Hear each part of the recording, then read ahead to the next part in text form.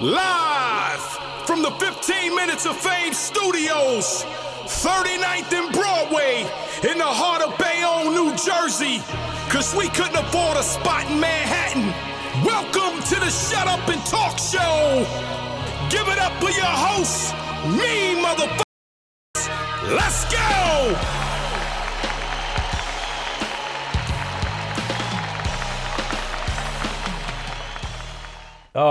Welcome, brother.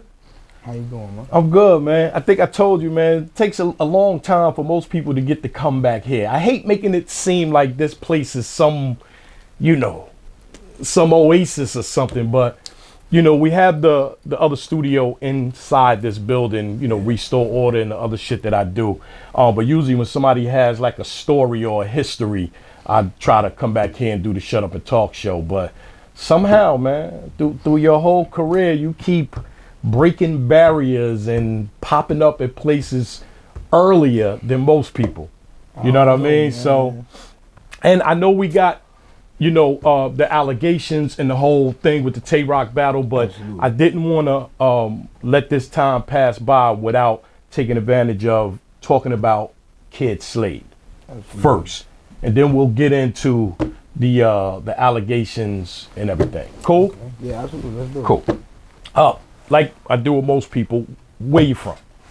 Hartford, Connecticut. Hartford, Connecticut. Absolutely. Now, to somebody like me, we tri-state area, so they always mention Connecticut, New York, and Jersey. Yeah. Still don't understand why they don't add Philly in there, because Philly, right there, just like Connecticut, Philly and Connecticut is just about the same distance, but they don't. You from Connecticut? Heard a lot about Connecticut. I know a couple of people from Connecticut, and and I hear about Hartford. So tell me what part of Hartford, brothers, sisters, mother, father, how'd you grow up? Pops, I don't know my pops. At all? At all. At all. Got a relationship with him phone-wise and shit like that, nothing crazy though. My mom's moved to Connecticut from New Jersey when I was 8 years old. So all I know is Hartford. I've been in Hartford my whole life. So you born in Jersey? Yeah. Oh, okay. Well, yeah, Jersey native then. Yeah. Freehold, New Jersey. I was born Freehold. in Freehold. Okay. Freehold. Went up to Connecticut when I was 8. I've been out there ever since. That's all I know. Right. I know your sister, met your sister, brother, just one brother, one sister, or how many more? That's it? That's it. Yeah. Oldest, youngest, where you? I'm in the middle. In the middle. Yeah. How was growing up in Hartford? Same shit as A-Hood. Might say it was a little more tense than some. I've been to a couple hoods and shit, but it was nasty where we was at. But just typical shit, nothing crazy, I always tell people I grew up in a fucked up part of Jersey, Newark, Irvington, East Orange, but I always tell people that hood ain't my hood. Yeah. You know what I mean? So when I go there, I gotta respect that's not. I don't care how tough I am, absolutely, how tough my hood was, but you go to somebody else's place, you gotta know. There's gangsters everywhere. That's a fact. When I found out Little Rock, like years ago, was watching Banging in Little Rock. I think, what gang banging in Little Rock, Arkansas? But we don't know that, right? Yeah. So, what was it like growing up though? Rich, silver spoon in your mouth? No. The whole town. The whole town. The whole town fucked up for the most part. The poverty level is like one of the worst where I'm from. Mm-hmm. Hartford is one of the worst. So everybody fucked up. Hey, crab in the barrel shit. You know how that go. Hence the things that's going on. Just fucked up. And poverty was bad. It wasn't really no rich people, and it was bittersweet because right where we at, you could probably walk 12 minutes and just mansions, Ferraris and shit, but then you turn right back around, you know what I'm saying? It was right there, but it was bad, man. Poverty is heavy where I'm at. Schools was always raggedy. Everybody was broke. Yeah, typical shit, regular hood shit. School, did you graduate? Did you finish school? Finish school. I was terrible in school, man, but we got through it. We got through it though. Terrible, like I was just a badass kid. But you were smart though. Yeah, I always had some. Okay. always had good sense, but I was just wild as hell. Mm-hmm. And it wasn't like nothing at home, because my mother did everything in her power to have a motherfucker do what he was supposed to do, but, you know, it was hard-headed as hell, and we did what we wanted to do the way we wanted to do it, you know, so. Wow. Gave my mama hell. I'm sorry, mama. Who's older, your brother or your sister? Oh, my brother. My brother's older, okay. Y'all had to look out for your sister. Absolutely. But my sister a gangster, though, so she got it. That's a fact, though. That's real shit. But yeah, we held her down. Nah, that's what's up.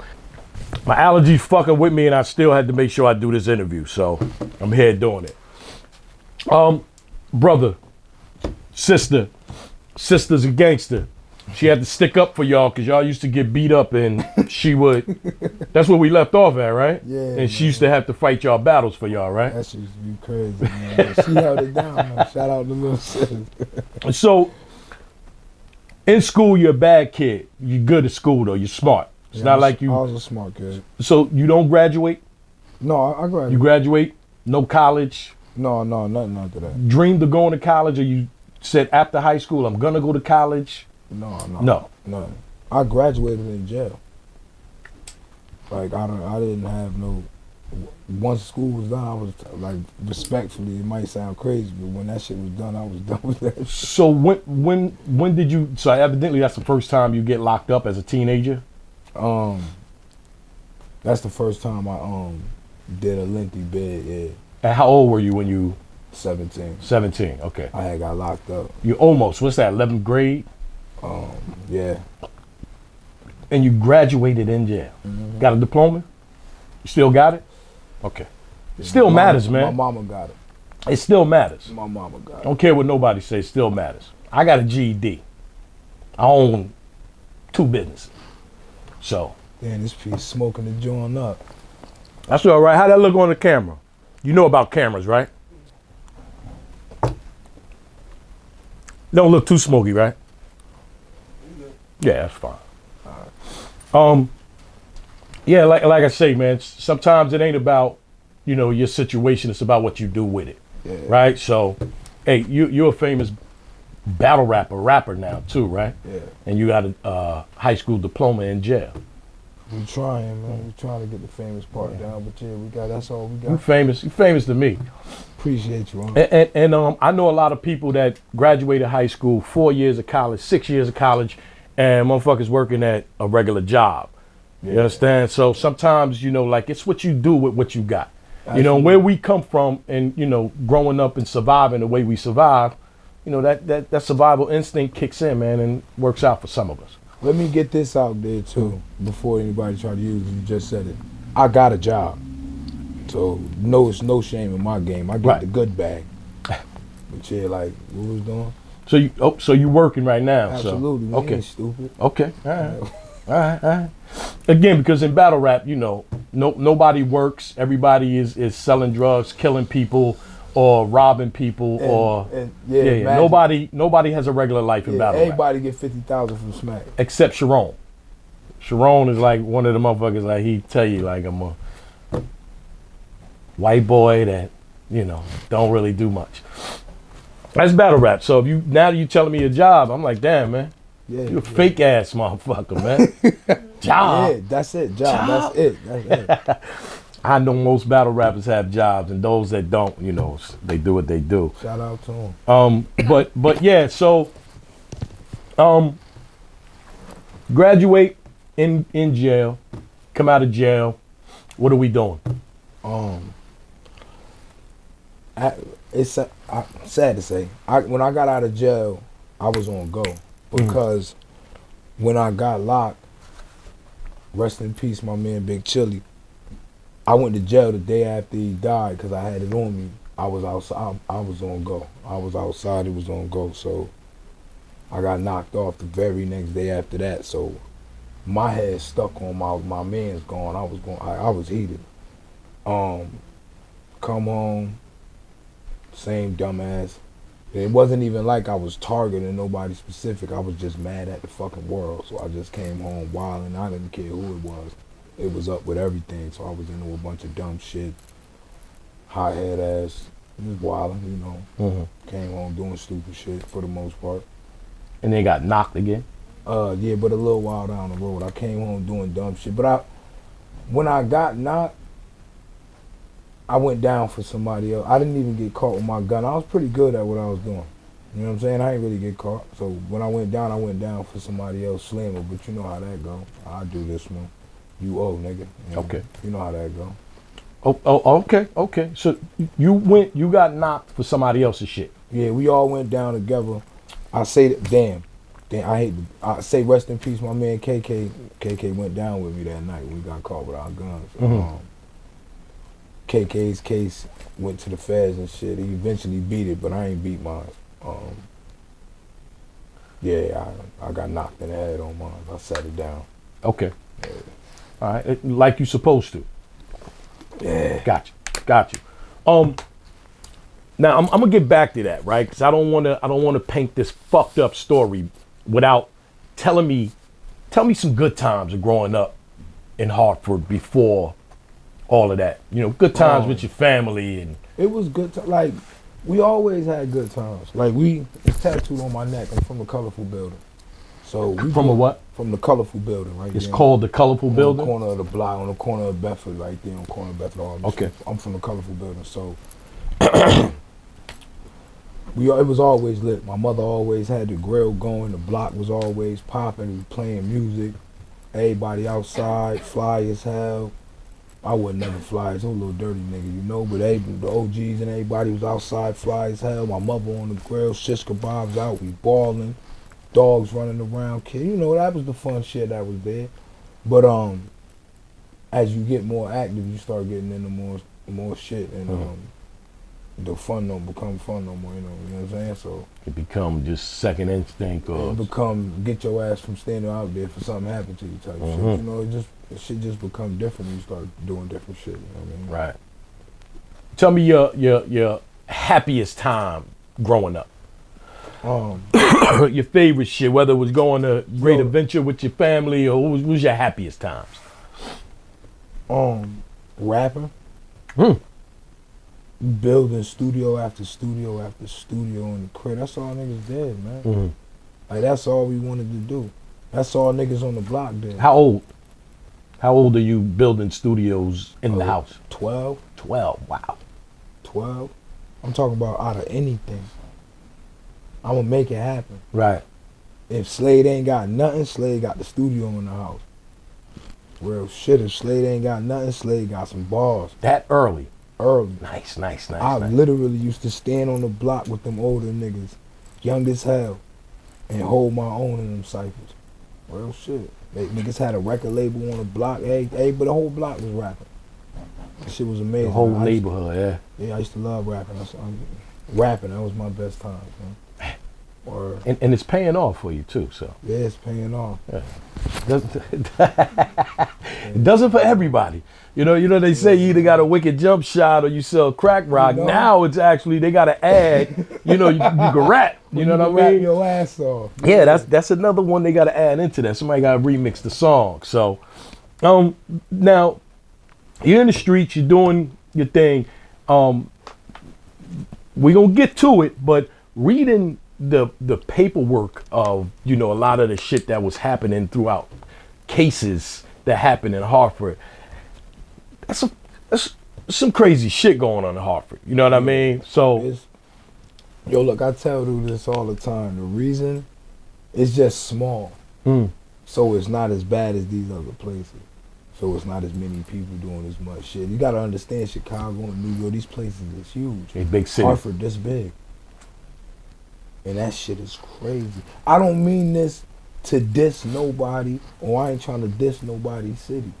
But I've never seen nobody from New York come to Hartford and take nothing over. I've never seen nobody come from out of town to come to Hartford and do nothing but get packed the fuck up and sent back wherever the fuck they from, or they blend in.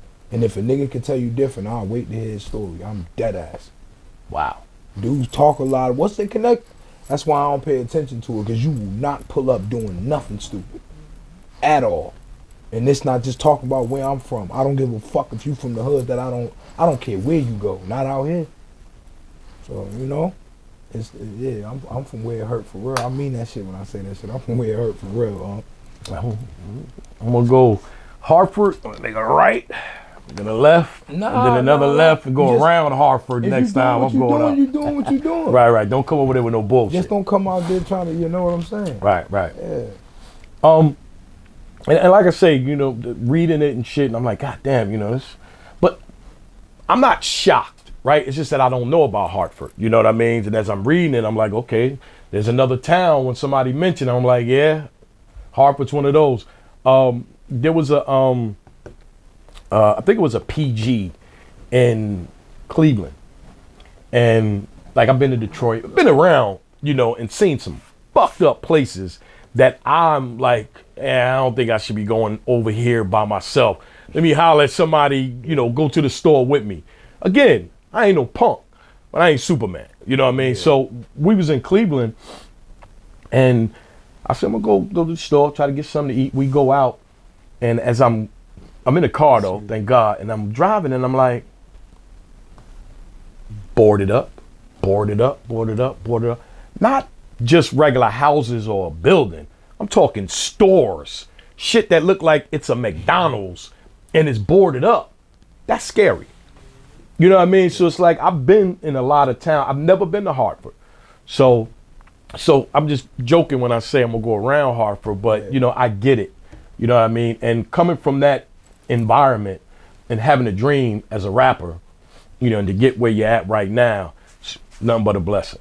You know what I mean? So, especially the way it is where I'm from. Mm-hmm. Everybody support, like, it's like this everywhere.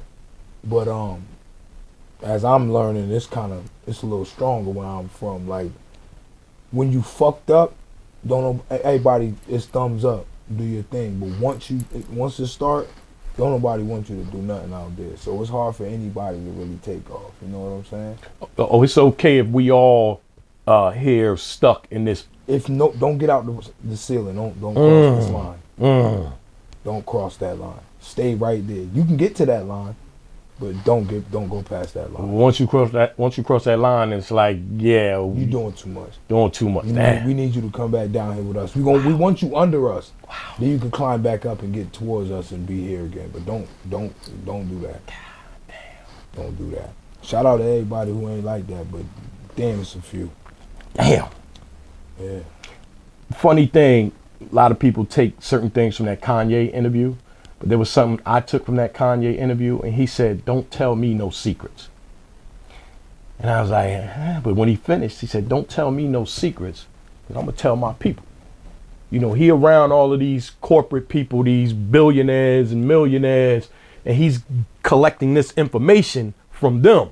So he like, you tell me, oh yeah, oh this how I can get this how I can get that, this how I can get that. Yo, this how we can get this and we can get this and we can get that. That's the mentality we supposed to have coming from, you know, where our ancestors struggled from. So to be now in 2022 going into 2023, man, and people are still fucking crabs in a barrel, man, it's sad. Yeah, like it's sad. I don't know if dudes notice, but when you see me moving around, if I'm on stage or I'm doing, I got rappers around me. I bring the hood with me. Mm-hmm.